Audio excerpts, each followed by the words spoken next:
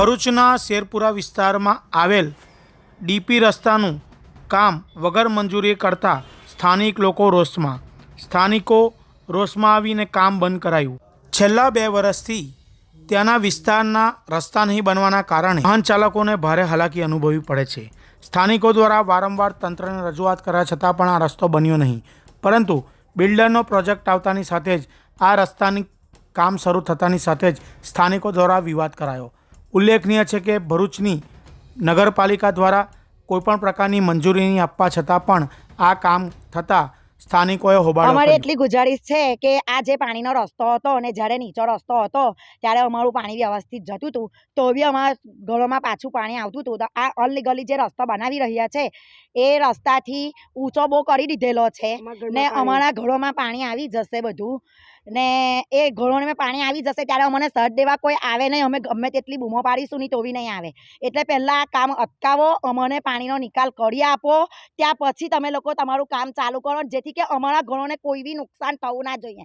ચિસ્તિયા, સફા પાક, આમીના પાક એ બધાને. જ્યારે ખુરશીદ પાકનો રસ્તો બંધ કરીને અમને તમે નથી જવા દેતા, તો પછી આ લીગલી રસ્તો નથી ને તમે લીગલી પાડીને અમારા ઘરોને નુકસાન કરાવીને તમે કઈ રીતે જઈ શકો છો? એટલે પહેલો અમને સાથ આપો. અમારો જે રિક્વેસ્ટ છે તે મહેરબાની કરીને અમને પાણીની સુવિધા કરી આપો, પાણીની ગટર લાઈનની સુવિધા કરી આપો. આજ રોજ તારીખ 1/1/2025 રોજ ભરૂચની બાજુ આવેલા શેરપુરા ગામની કબ્રસ્તાન પાસે આમીના પાક, ચિસ્તિયા પાક અને સફા પાક સોસાયટીના પાછળ એક ડીપી રોડ આવેલો હતો અને એની બાજુમાં પાણી નિકાલની કેનાલો આવેલી હતી. અહીંયા એક બિલ્ડર દ્વારા જમીન ખરીદ હતા.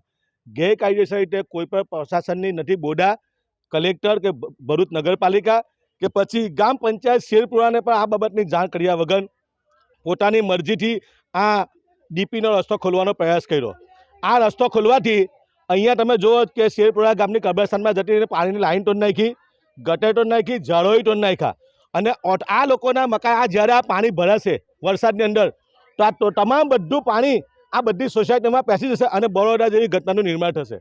અમે જિલ્લા વહીવટીતંત્રને અપીલ કરીએ કે આ જે અનલીગલી કામ ચાલે છે એ કામ તાત્કાલિક બંધ થવું જોઈએ. એમની સામે ફોજદારી કાર્યવાહી થવી જોઈએ. અને કોના ઈશારે આ કામ થઈ રહેલું છે, આ કામ જે થઈ રહેલું છે અનલીગલી થઈ રહ્યું છે અને કોના ઈશારે એની તપાસ કરવામાં આવે. જો આ બાબતે પ્રશાસન તાત્કાલિક એમની સામે કાયદેસરની કાર્યવાહી નહીં કરે તો આ બધી પ્રજાને લઈને અમે કલેક્ટર કચેરી પર આવીને ધરણા પર બેસી જઈશું.